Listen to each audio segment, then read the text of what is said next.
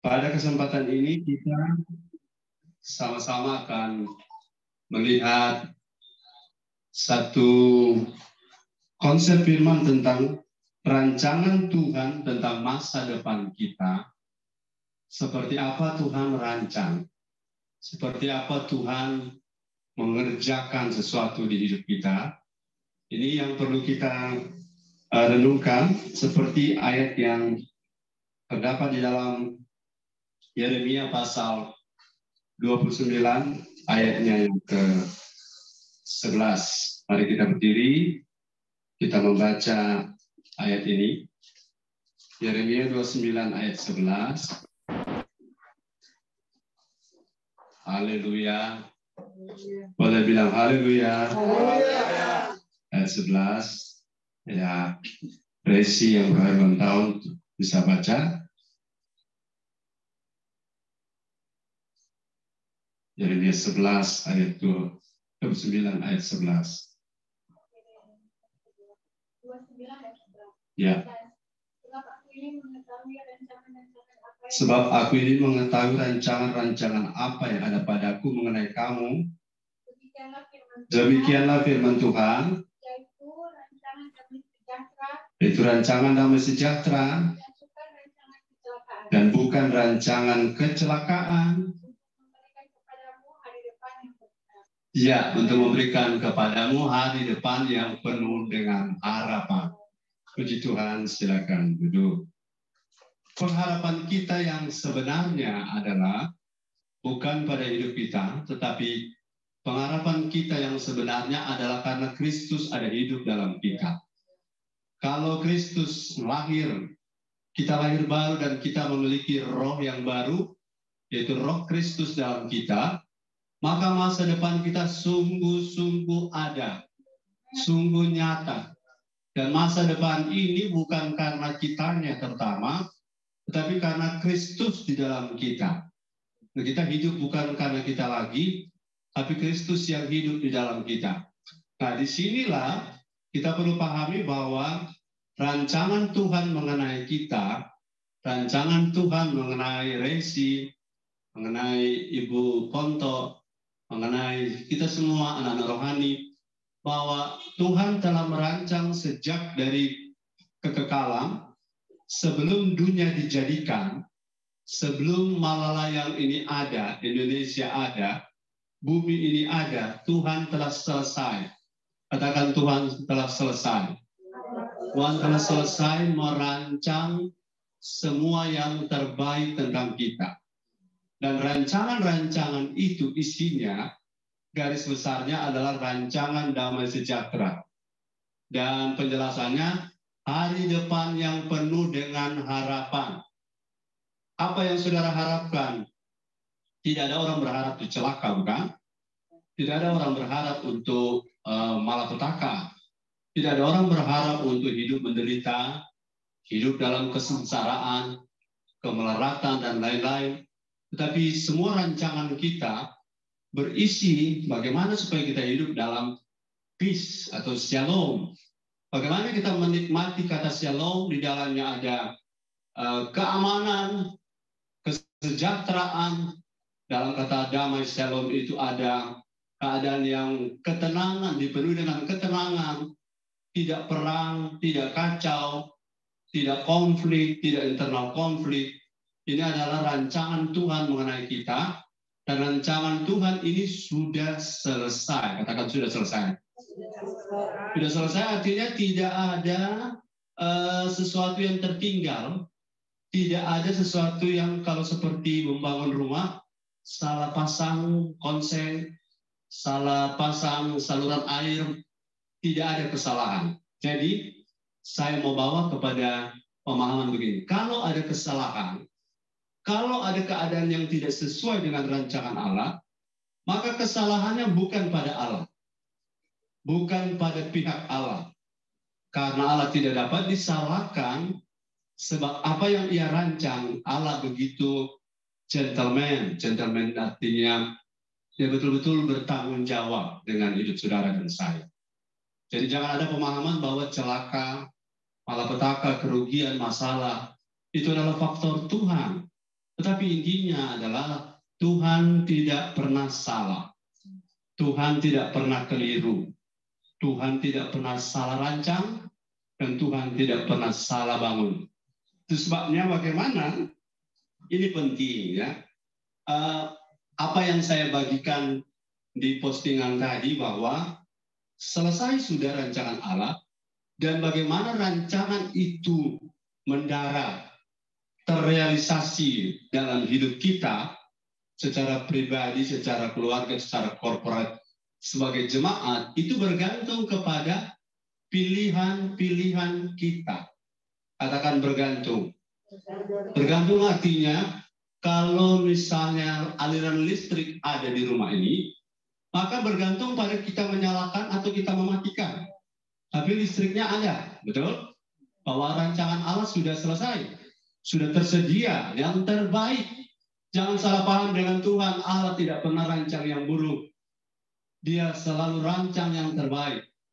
Jadi realita kehidupan kita, kalau kita kaitkan dengan kenyataan-kenyataan hidup hari-hari ini, apabila ada sesuatu yang miss, apabila ada sesuatu yang keliru, salah, sekali lagi itu bergantung kepada pilihan-pilihan kita. Tuhan memperhadapkan kita, di mana itu? Ulangan pasal 30, coba lihat di status PA tadi, ulangan berapa itu? Saya tidak catat. Bahwa Tuhan memanggil langit dan bumi. Ulangan berapa? 30 ayat 19. Coba dibaca. Ulangan 30 19. Ya. Aku memanggil langit dan bumi menjadi saksi terhadap orang-orang yang Tuhan sudah rancang hidupnya. Kepadamu, kepada kita diperhadapkan kehidupan dan kematian, berkat dan kutuk.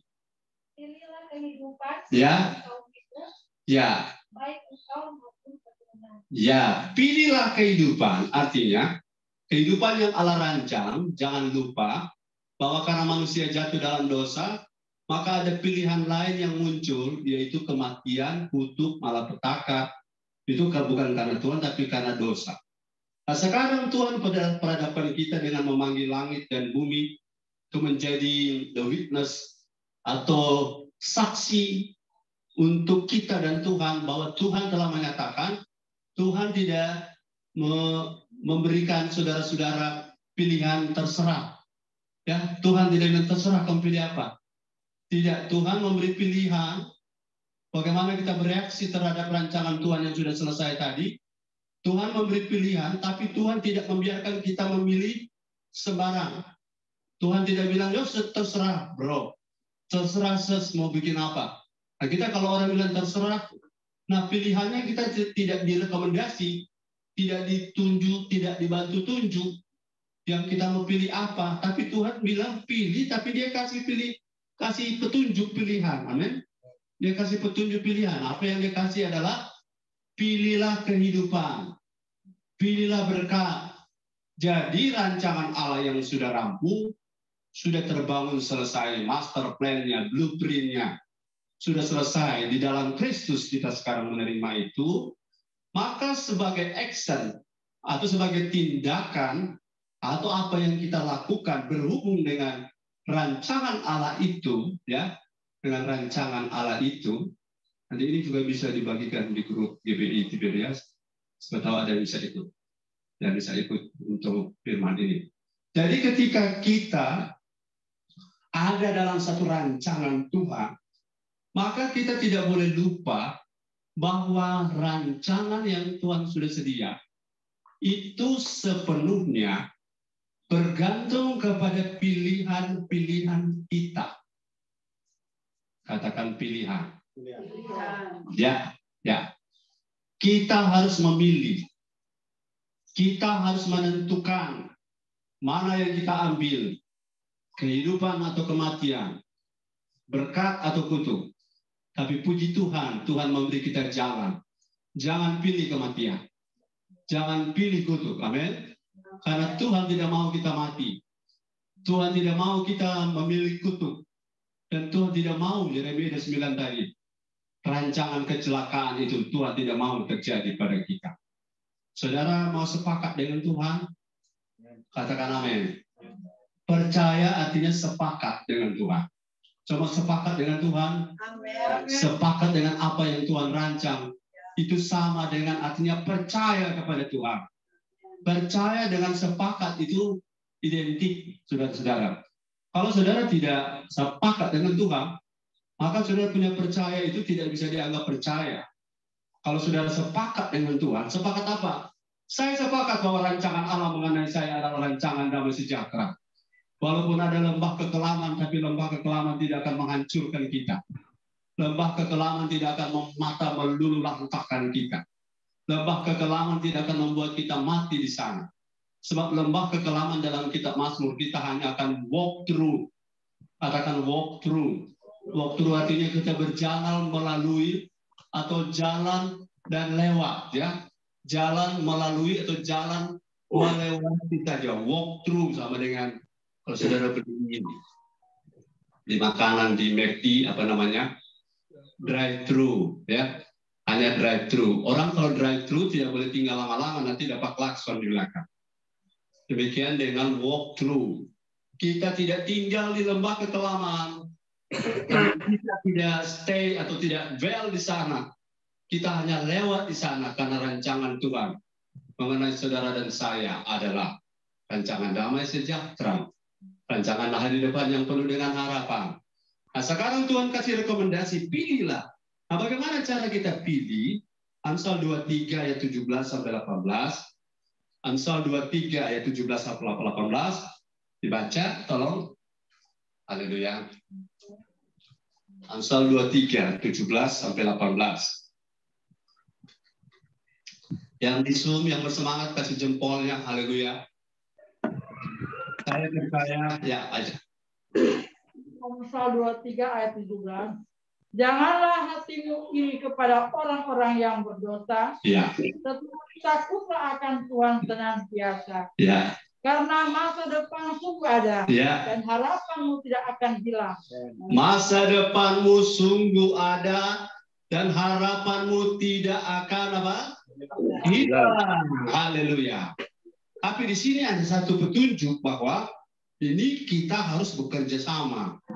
Kita tidak boleh berpatokan, kita tidak boleh hidup, atau kita tidak boleh melihat, melirik, dan merasa iri dengan orang-orang yang ada di luar jalan Tuhan. Karena orang-orang di luar jalan Tuhan kelihatan baik, hebat, hijau, tapi mereka sedang berdiri di tempat-tempat licin. Sebentar ada, sebentar mereka bisa tiba-tiba tidak ada. Karena yang bisa bertahan, yang tidak tergoncangkan cuma ada dalam Yesus. Cuma hidup dalam kerajaan Allah, kita tidak akan tergoncangkan. Jadi ketika kita berada dalam satu kondisi di mana kita punya rancangan sudah selesai, Tuhan suruh pilih pada kita, maka ada pilihan-pilihan dan sekian banyak pilihan. Saya ingin saudara lihat beberapa poin saja dulu. Yang pertama, kalau saudara mau lihat, saudara punya masa depan itu tercapai sesuai rancangan Tuhan, Amsal 24 ayat 14. Amsal 24 ayat 14. Bisa gantian, siapa saja boleh baca secara bergantian. Amsal 24 ayat 14. Silakan. Amsal 24 ayat 14 mengatakan. Amsal 24 ayat 14. Ya. Ketahuilah demikian hikmat untuk jiwamu. Ya. Jika engkau mendapatnya, maka ada masa depan. Ya. Dan harapanmu tidak akan hilang. Haleluya. Saudara, harapanmu tidak mau hilang, tidak mau dia pergi begitu saja, gone with the wind, artinya pergi bersama angin. Bagaimana ayat ini bilang, mari kita mengejar hikmat. Haleluya.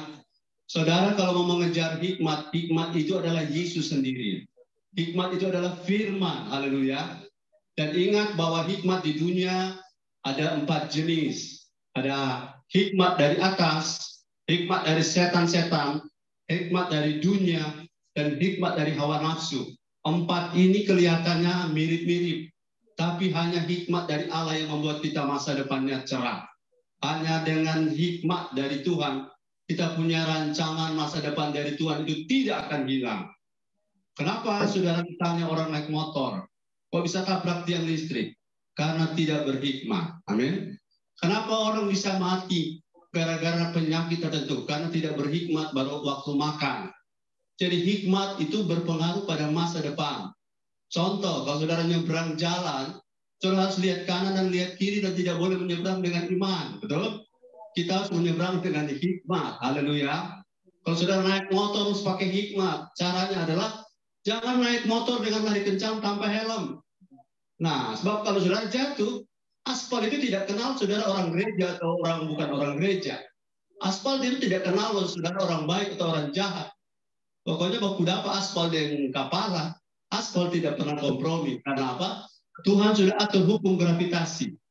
Hukum gravitasi jika sudah berbenturan dengan benda keras tanpa helm, pasti oput.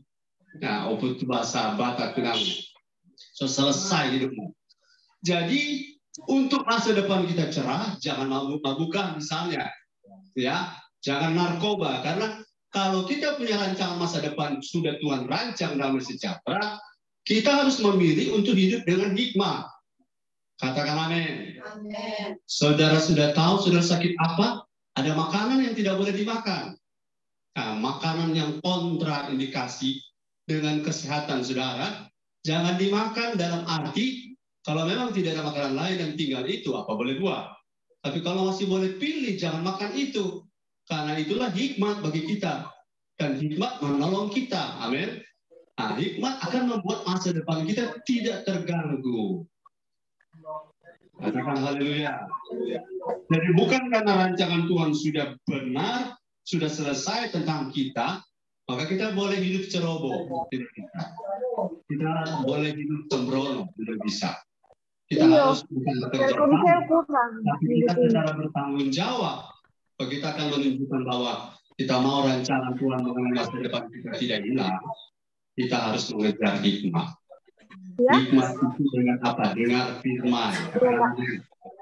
Dengar firman. Lalu akuilah dia dalam segala lakumu. Jangan abaikan firman. Jangan remehkan firman. Maka hikmatmu akan bertambah-tambah. Dan kalau hikmatmu bertambah-tambah, orang benar kalau melihat celaka dia menghindar, tapi kalau orang bodoh melihat celaka dia maju terus. Itu yang membuat masa depan hancur gara-gara seperti itu. Haleluya. Yang kedua, Amsal 23 tadi ayat yang ke-18 diulangi. Amsal 23, tapi saya ke 24, 19, 20. Coba. Amsal 24 ayat 19 sampai 20. Gantian baca. Supaya masa depan kita tercapai, tidak terganggu, tidak terinterupsi, tidak terintercept oleh sesuatu. Kita lihat ayat pasal 24 ayat 19 sampai 20. Semoga ayatnya benar. Amsal 24 ya. Ayat 19 sampai 20. Ya. Jangan menjadi marah karena orang yang berbuat jahat. Ya. Jangan iri kepada orang fasik. Ya. Karena tidak ada masa depan bagi penjahat. Ya. Pelita orang fasik akan padam. Yes, haleluya. Saudara jangan bilang begini. Mereka kok tidak ibadah, tidak cari Tuhan, tidak setia pada Tuhan, kok poco-poco, gode, senang, diberkati. Tuhan bilang cari Tuhan maka kamu akan hidup. Amin. Artinya tuh ayat kalau diputar, tidak cari Tuhan kamu akan mati. Jadi kelihatannya masih hidup, tapi sebenarnya di hadapan Tuhan sudah mati. Tinggal tunggu tanggal mainnya. Jadi kalau lihat orang misalnya korupsi, kemudian banyak uang, bahagia, saudara jangan iri, amin. Atau jangan lebih parah ikuti jalannya. Karena satu saat saudara lihat orang-orang akan runtuh, akan roboh. Karena segala sesuatu akan disingkapkan oleh Tuhan. Dan ketika kita mau masa depan kita cerah, masa depan kita tidak terganggu resi, jangan contohi orang-orang yang kita tahu tidak ada di jalan Tuhan. Haleluya. Mereka boleh mekar, tapi mekarnya ini bukan mekar yang asli. Karena mekarnya kita, yang lebih penting itu prosesnya, bukan produknya. Kalau produknya jadi belum tentu karena kita tidak tahu dari mana hasil itu. Tapi kalau prosesnya benar, produknya pasti sesuatu yang menyenangkan hati Tuhan. Haleluya, jangan iri, jangan marah. Ya, jangan iri, jangan marah, jangan contohi maksudnya. Orang kalau sampai iri, jadi pengen jadi sama. Betul? Orang kalau iri, cemburu, iri hati kenapa dia bisa, kok saya nggak bisa. Itu iri. Bisa membawa kita ikut jalan mereka. Mazmur 1 bilang, haleluya, jangan dengar nasihat orang fasik. Jangan duduk dalam kumpulan pencemooh. Jangan berdiri di jalan orang berdosa. Maka Tuhan bilang engkau akan berhasil. Ya, haleluya. Engkau akan sukses. Masa depanmu tidak akan terganggu. Jadi patokan hidup kita, patokan hidup kita adalah Kristus. Kristus adalah pola kita. Ada gambar kita yang jelas. Arah drive. Kita punya hidup ini di drive atau diarahkan. Dikendarai oleh Roh Kudus ke arah Kristus. Dia Kristus tidak stres, tidak punya apa-apa secara materi di bumi. Tapi dia punya segala-galanya. Karena dia yang kaya, rela jadi miskin, supaya kita yang miskin menjadi kaya karena kemiskinannya. Dan sekarang Yesus itu segala-galanya ada padanya. Segala kuasa di langit, di bumi, di bawah bumi ada pada Yesus. Karena apa? Ia telah belajar untuk mengosongkan diri dan tidak iri hati dengan Farisi, Saduki, orang-orang Selot, orang-orang yang membenci dia, malah dia ampuni. Haleluya. Pengen masa depan cerah? Jangan iri pada orang-orang yang cara hidupnya tidak seperti yang Tuhan mau. Tetaplah di jalan saudara walaupun masih susah. Ya. Tetaplah di jalan Tuhan walaupun kita belum punya apa-apa. Tetaplah di jalan Tuhan walaupun mungkin jalan ini belum memperlihatkan tanda-tanda ada terbuka sesuatu. Tetapi jalan Tuhan tidak pernah salah. Haleluya. Sudah yang ke berapa tadi? 2. Sekarang yang ketiga. Tadi kita baca kembali yang sudah dibaca di ayat pertama. Amsal 23 ayat 17-18. Supaya masa depan kita, rancangan yang sudah rampung, sudah selesai itu, tidak tereliminasi, tidak terganggu, apa yang harus kita buat? Amsal 23, 17, 18. Silakan. Kembali, Riz. Amsal 23 ayat 17-18. Ayo berebut kalau baca sebentar ya. Janganlah timbul iri kepada orang-orang yang berdosa. Ya. Tetapi takutlah akan Tuhan senantiasa. Iya. Karena masa depan sungguh ada dan harapanmu tidak akan. Karena masa depanmu sungguh ada dan harapanmu tidak akan hilang kalau engkau tidak fokus kepada yang iri hati. Pada orang berdosa kan sudah dibahas tadi. Kita fokus kepada kalau kita mau masa depan dan rancangan Tuhan itu terrealisasi, kita harus takut akan Tuhan. Katakan amin. Nah, takut akan Tuhan ini adalah satu proses perjuangan pertumbuhan karakter. Makin lama makin takut Tuhan. Ya, ini adalah satu langkah dan sekian banyak langkah untuk masa depan kita tidak akan hilang. Saudara-saudara yang kekasih, harapan kita saya bilang bahwa harapan kita ada dalam Kristus. Amin. Harapan kita ada dalam Yesus, ada dalam Tuhan. Dan bagaimana supaya terlaksana rancangan itu? Berusahalah, katakan berusaha. Katakan berjuang. Berjuang, berusaha untuk terus hidup dalam takut akan Tuhan. Karena itu jaminan masa depan. Jaminan hari depan yang tidak akan hilang. Itu Tuhan yang bilang ya di kitab Amsal. Yang keempat, Mazmur 37 ayat 37. Ini ayat sangat terkenal. Mazmur 37 ayat 37 bisa sampai ayat 40. Di sini ada perbandingan tentang orang-orang fasik dan lain-lain. Silakan. 37 ayat 37. Mazmur. Mazmur pasal 37 ayat yang ke-37 sampai ayat yang ke-40. Ya, oh my God, silakan. Ketika aku lewat, lenyaplah ia. Mazmur 37. Ya. Perhatikanlah orang yang tulus dan lihatlah kepada orang yang jujur. Lihatlah dan perhatikan kepada orang yang tulus dan orang yang jujur. Sebab apa yang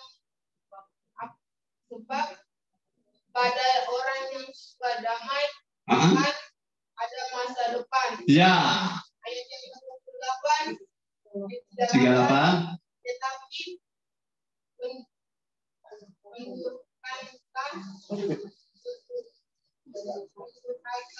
pendurhakaan akan dibinasakan bersama-sama dengan masa depan dan masa depan orang-orang fasik akan dilenyapkan. Ayat yang ke-39, orang-orang benar diselamatkan oleh Tuhan. Amin. Ia adalah tempat perlindungan mereka pada waktu disesakan. Haleluya. Ayat yang ke-40, Tuhan menolong mereka dan meluputkan mereka. Ia meluputkan mereka dari tangan orang-orang fasik dan menyelamatkan mereka sebab mereka berlindung padanya. Ya, haleluya. Puji Tuhan. Mazmur 37 ayat 37 kalau saudara pelajari sama dengan Mazmur pasal 71 atau 72 atau 73 tentang jangan iri kepada orang fasik. Jangan ikuti jalan mereka. Jangan tertarik untuk mengikuti cara mereka. Karena jaminan di ayat ini masa depan tidak akan ada pada orang fasik. Masa depan cuma ada pada orang yang tadi ada 3 poin ya dari Amsal 24, ayat Amsal 23 2 kali tadi. Sekarang poin yang keempat bahwa masa depan akan sungguh ada kalau kita hidup tulus. Yang pertama tulus ya. Di ayat itu tulus. Apa tuh tulus? Nothing tulus. Maksudnya tulus itu artinya komplit. Ini soal kalau jujur sebentar ya. Ini soal tulus. Tulus itu soal utuh ya. Utuh atau kalau seperti hati, segenap hati. Melayani segenap hati, memberi segenap hati, ibadah segenap hati. Segenap itu kata lain bulat ya. Utuh, bulat, genap. Ya, tidak ada yang kurang, tidak kurang hati, tidak setengah hati, tidak yang setengah-setengah itu. Jadi tulus akan ada masa depan. Katakan tulus ada masa depan. Tulus itu ikut ibadahnya komplit. Komplit artinya utuh lengkap ya. Utuh lengkap, tidak kurang atau tidak ada yang tertinggal. Mau ibadah, roh, jiwa, tubuh semua ibadah. Amin. Itu tulus namanya. Tulus itu tidak ada niat-niat yang lain. Tulus artinya lengkap, tidak ada yang tertinggal. Jadi juga tulus tidak ada apa bahasa Indonesia kalau di muka lain di dalam lain. Pur atau munah ya. Di depan wajah lain, di dalam hati lain. Itu namanya tidak tulus. Kita kalau marah ya marah. Tidak suka ya tidak suka. Kadang-kadang kita bersandiwara. Dunia ini panggung marah. Panggung sandiwara maksudnya. Kadang-kadang kita, ayo bro datang ya, ya datang, tapi tidak datang. Itu tidak tulus. Harusnya ya, tidak. Seperti itu masa depannya sungguh ada. Katakan amin. Jadi tulus ini bicara soal, juga kata lain dari tulus ini murni. Murni tidak bercampur seperti air. Ciri-ciri air murni ada 3, paling tidak yang saya tahu sejak dulu. Kalau sudah bertambah, ya tolong kasih tahu. Paling tidak air memiliki 3 ciri sebagai air yang murni. Yang pertama, air tidak berwarna. Itu murni. Yang kedua, air tidak berasa. Itu murni. Yang ketiga, air tidak berbau. Maka itu disebut air yang murni, tidak berwarna. Kalau pakai kuning itu nutrisari itu. Nah, air yang tidak berasa, kalau ada rasa itu cappuccino itu, haleluya. Dan kemudian tidak berbau ya, ada bau alkohol misalnya. Nah, jadi air murni itu tidak berwarna, tidak berasa dan tidak berbau. Jadi atau kayak mobil tidak ada muatan. Kita murni seperti itu akan ada jaminan masa depan. Murni-murni saja, maka saudara-saudara Tuhan yang akan sediakan masa depan. Karena orang-orang yang murni hatinya, tulus hatinya, lengkap hatinya, utuh hatinya, lakukan segala sesuatu untuk Tuhan, maka saudara akan terima dari Tuhan, karena kamu adalah hamba dan Tuhan adalah Tuhanmu di sorga, akan menyediakan upah bagimu yang tulus. Haleluya. Memberi, melayani, mengasihi, apapun yang kita lakukan. Jadi WL, singer, pengkhotbah, pemain musik, semua kita lakukan. Terima tamu dengan tulus hati. Akhirnya kalau bahasa Inggris bilang nothing tulus. Nothing tulus, tidak akan ada yang hilang. Bahasa Inggris itu nothing tulus. Tidak akan ada sesuatu yang hilang dari kita. Haleluya. Masa depan kita sungguh ada, karena Kristus dalam kita sudah jamin. Bapa sudah rancang di masa lalu. Kristus dalam kita adalah Christ in me, Christ in you, Christ in us. Christ, Kristus dalam saya, Kristus dalam saudara, dan Kristus dalam kita is the hope of glory. Adalah harapan akan kemuliaan di masa depan. Kristus dalam kita adalah pengharapan. Katakan pengharapan. Ada pengharapan kita karena kita memiliki Kristus. Kalau saudara jadi seperti Kristus, saudara akan lebih hebat dari orang kaya. Akan lebih hebat dari orang pintar. Akan lebih hebat dari orang tua. Karena dalam segala sesuatu semua kuasa ada dalam Yesus. Dan berkat semuanya ada dalam Yesus. Yang tadi 45 saudara, di Mazmur yang sama, 37 ayat 37, sesudah tulus ada kata jujur. Masa depan sungguh ada pada orang yang jujur. Jujur ini soal arah. Arah jujur ini soal lurus, tidak belok kanan, belok kiri, dan soal benar artinya tidak tercampur dengan berita atau data yang tidak valid. Jujur itu memang tidak mudah. Jujur tidak mudah. Tapi saudara-saudara, kalau kita jujur, kita lebih cepat diampuni daripada kita berdusta. Haleluya. Nah, kalau kita berdusta untuk sesuatu, kita harus membuat dusta yang berikutnya, baru dusta yang satu itu bisa tertutup. Kalau supaya dusta kedua bisa tertutup, harus ada dusta ketiga. Akhirnya dusta beranak cucu. Tapi supaya clear memang berat. Awalnya kalau ya, ya. Kalau memang tidak, katakan tidak. Karena demikian lebih daripada itu berasal dari si jahat. Lurus itu artinya arahnya kita punya hidup. Fokus, kita punya garis, line edge-nya, semua dari Kristus dan untuk Kristus.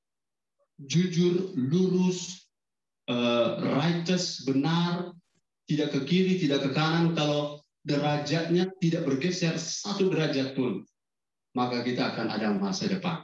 Saya tanya misalnya, kalau saudara mau ke Sangir, kemudian ketika di kapal nakoda mengatur sekian derajat arah timur, misalnya arah barat atau arah mengarah ke utara, kemudian sekian derajat sudah ditetapkan sebagai patokan navigasi. Tapi kalau misalnya yang biasa yang pegang kemudi itu juru mudi pegang kemudi, kemudian kompasnya tergeser 5 derajat, maka ketika start dari Manado Tua, start dari Bunaken sudah lurus garis, tapi kalau dia 5 derajat bergeser, awal-awalnya tidak akan kelihatan dia punya perbedaan. Tapi kalau sudah 1 malam berlayar, mereka tidak akan tiba kalau dia bergeser ke kanan, 5 derajat ke kanan atau 10 derajat ke kanan, mereka tidak akan tiba di Tahuna, tapi mereka akan tiba di Morotai. Betul ya? Karena perjalanan awal, pergeseran yang tidak sesuai koordinat, tidak sesuai dengan derajatnya, itu tidak akan terasa. Nanti terasa kalau sudah makin jauh. Kita juga akan begitu. Lebih baik di awal kita dibersih-bersihkan. Katakan amin. Di awal kita dikoreksi. Katakan amin. Kemudian arah kita selalu cuma pada Yesus. Sebab lama-lama orang bisa berpindah frekuensi. Motifnya bisa bukan Yesus lagi. Tapi orang yang jujur, lurus, right, benar. Arahnya selalu Yesus.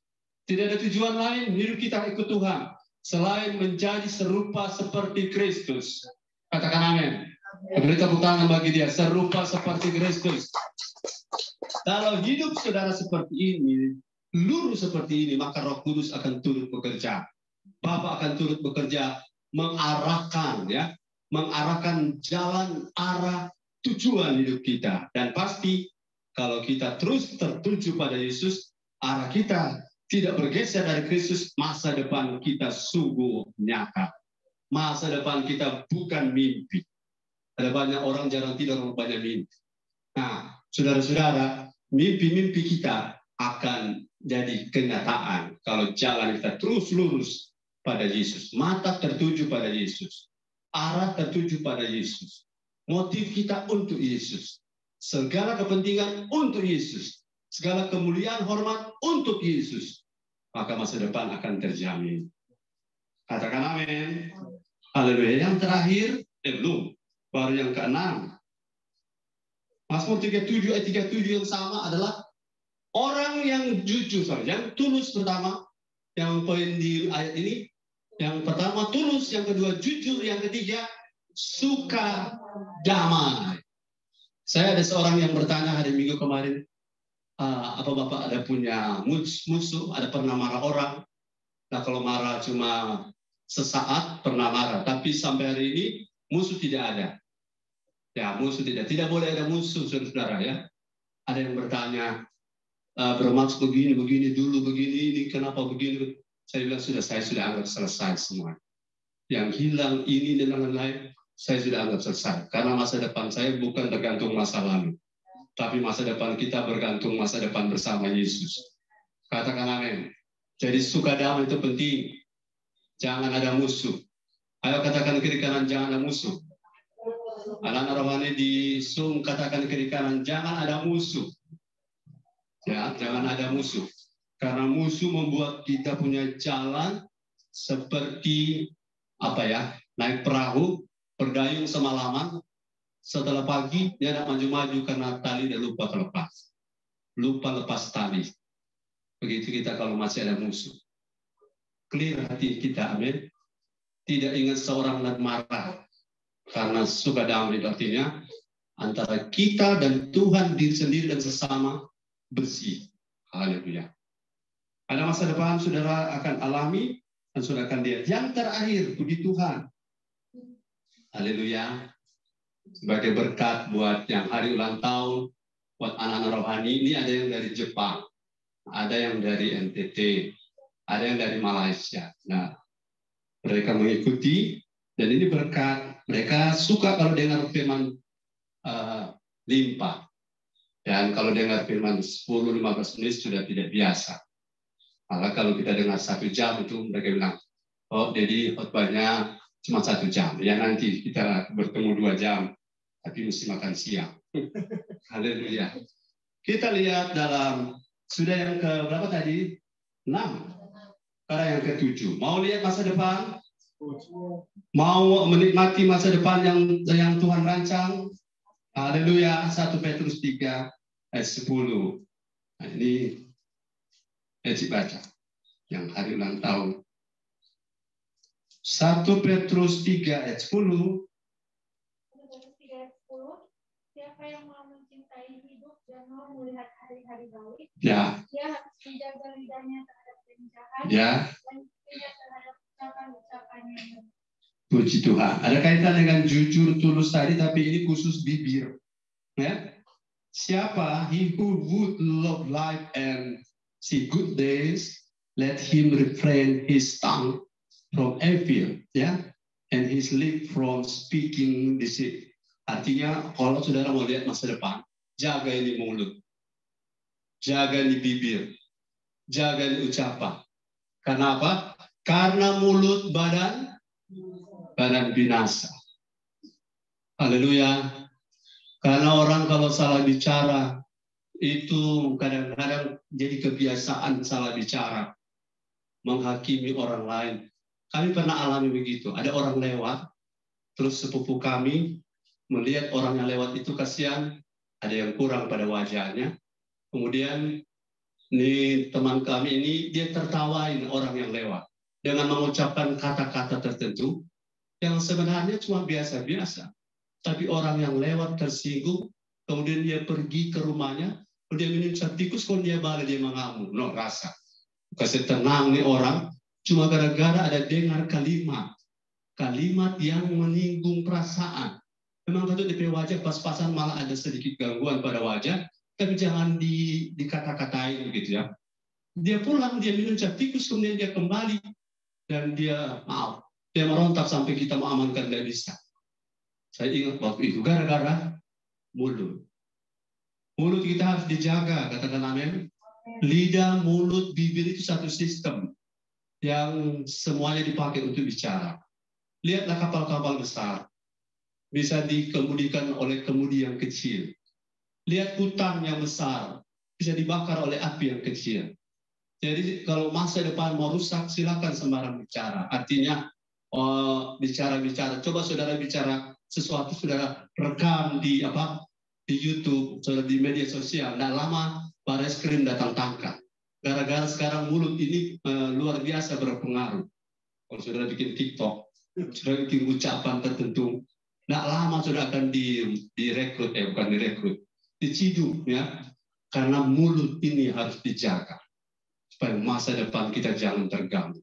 Kalau saudara tidak suka dengan keadaan sekarang, misalnya pemerintah dan lain-lain, hati-hati bicara ya, hati-hati bicara karena burung bisa bawa saudara punya kata-kata kepada yang berkepentingan. Hati-hati memposting sesuatu, hati-hati berkomen tentang masalah-masalah yang bukan area kita ya, dan itu namanya gila urusan ya, GU.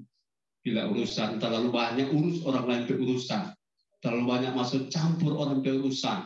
Akhirnya karena mulut, sekarang bukan cuma mulut sepindah di jari, karena jari badan binasa. Dan itu status-status ya. Jangan sembarang memberi komentar, memberi status. Apabila saudara-saudara, saya pernah tegur salah satu jemaat juga, saya bilang, bro punya kata-kata ini mantap, tapi saya pesan, itu kata-kata itu bisa membuat malapetaka, bisa tiba-tiba ditangkap yang berwajib, dan puji Tuhan dia sudah berubah. Itu hal yang baik. Karena apa? Mulutmu adalah mulutmu adalah harimaumu. Sekarang jarimu adalah harimaumu. Hati-hati menulis sesuatu. Karena kalau mau melihat hari-hari baik, jaga bibir, jaga lidah, jaga mulut. Lebih baik pakai mulut ini untuk memberkati. Pakai lidah kita untuk melepaskan firman. Pakai perkataan-perkataan kita untuk menguatkan orang lain. Bukan untuk melemahkan. Bukan untuk menghancurkan orang lain dengan kata-kata kita. Masa depan kita sungguh ada, katakan amin. Tapi kita harus tetap berusaha memilih yang pertama. Kita tidak boleh tidak punya hikmat. Dan kita tidak boleh iri dan marah pada orang lain yang hidup dalam dosa. Kemudian kita harus bangun hidup yang takut akan Tuhan. Dan selanjutnya kata Mazmur, orang mesti tulus dalam hidup mengikuti Tuhan, melayani Tuhan. Berbuat sesuatu kita mesti tulus. Kemudian selanjutnya kita punya hidup ini lurus, jujur, arahnya kepada Yesus. Dan Mazmur bilang 37, jangan ada musuh. Haleluya. Jangan ada musuh. Terakhir, jaga ucapan. Jaga mulutmu. Jaga bibirmu. Haleluya. Mari saya berdoa untuk saudara-saudara. Haleluya. Saya percaya saudara masa depan sudah Tuhan sediakan. Dan masa depan itu tidak ada yang gagal. Tidak ada yang batal. Semuanya Tuhan sudah sediakan. Masa depan yang cerah. Masa depan yang terbaik. Haleluya. Kita menyanyi. Adik, Bapak engkau sungguh baik.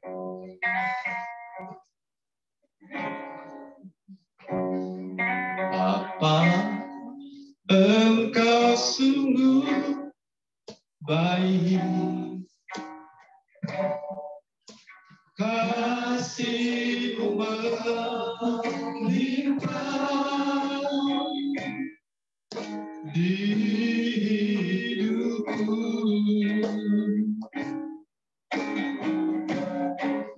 Haleluya. Bapa, Ku berterima kasih. Ku berterima kasih. Berkat Tuhan ini yang sedang bagi benar aja.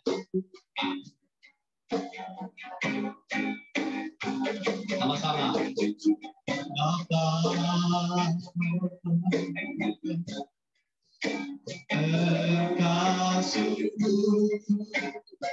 Bapak kami berkati jemaat GBT BPS Nuhagi Penador secara grup 1 secara khusus. Berkati mereka semua tanpa kecuali Tuhan, keluarga-keluarga, pribadi-pribadi. Pergumulan-pergumulan mereka sudah diatasi oleh Tuhan. Karena masa depan Tuhan sudah rancang. Masa depan yang terbaik. Kami berdoa untuk anak-anak rohani lewat Zoom. Tuhan berkati hidup mereka. Baik sebagai gembala sidang, sebagai pemimpin, sebagai hamba Tuhan, sebagai jemaat. Mereka mengalami berkat-berkat masa depan yang Tuhan sudah rencanakan. Dalam nama Yesus kami berdoa. Menaikkan syukur kami berdiri bersama. Menaikkan syukur. Buat karya kami habis-habisnya kasih dan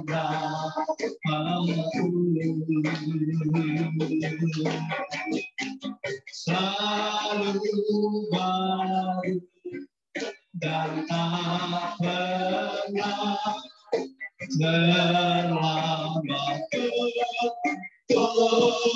kami bersaksi